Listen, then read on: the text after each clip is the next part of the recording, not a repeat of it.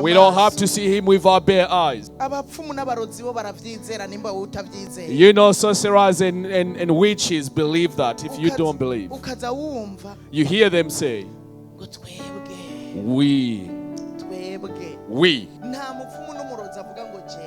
There is not once where a witch or a sorcerer will say me. They always say to themselves, we. So they are talking about that person themselves with the demons that work with that person. But we who work with God,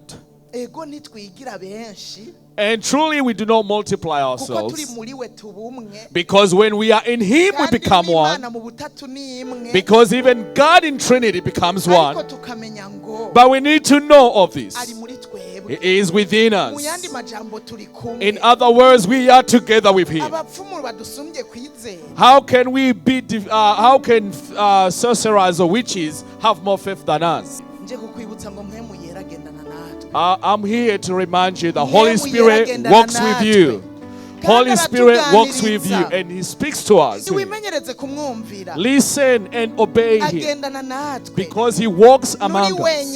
You are not alone. Hallelujah. Those Satanists have more other powers, but also for us, he that is in us is greater than he that is in the world. He is a man of power.